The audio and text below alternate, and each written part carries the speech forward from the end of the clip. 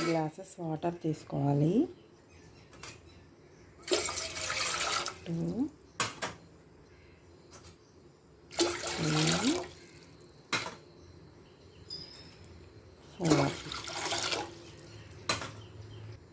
Half glass తీసుకున్నాను. Salt కూడా add చేసుకుందాం.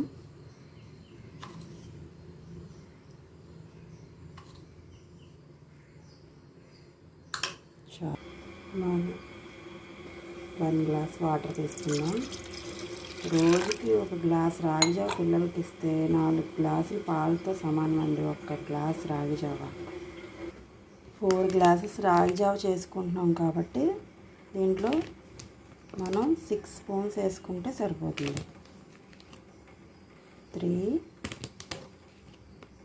4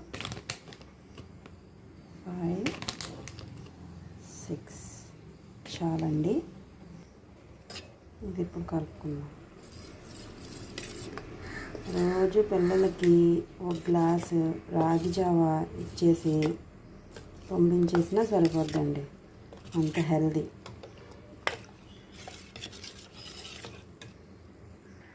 వాటర్ బాయిల్ అయ్యేదాకా హైలో పెట్టుకుందామండి. ఇప్పుడు వాటర్ బాగా బాయిల్ అయిపోయాయండి. సో ఇప్పుడు సిమ్లో పెట్టేసుకొని మొత్తం మనం ముందే కలిపి ప్రిపేర్ చేసుకున్న ఇది రాగి పిండిని వేసేసుకుందాం. ఇది సిమ్లోనే ఉండాలండి. సిమ్లో లేకపోతే పొంగిపోద్ది. సిమ్లో చేసుకున్న దాకా హైలో పెట్టుకున్నాం కదా, సిమ్లో ఉంచేసుకొని ఒక 10 మినిట్స్ ఆర్ 15 మినిట్స్ అలా ఉంచేసుకుంటే అయిపోద్దండి. మళ్ళీ చూపిస్తాను నేను.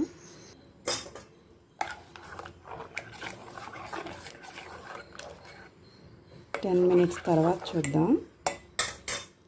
ఇప్పుడు ఆఫ్ చేస్తానండి. ఇలా వచ్చేసాక ఇప్పుడు దీన్ని తీసుకుందాం. చల్లారబెట్టి త్వరగా ప్లేట్లో వేసి చల్లారబెడితే త్వరగా అయిపోతుంది.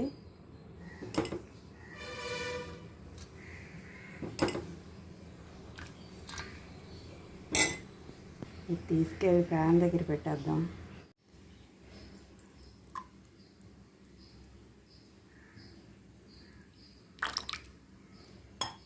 రోజు పిల్లలకి గ్లాస్ పాలు ఇస్తాం కదండి స్కూల్కి పంపించే ముందు. దాని బదులు గ్లాస్ జావ ఇస్తే ఆ ప్యాకెట్ పాల కన్నా జావే మంచిది.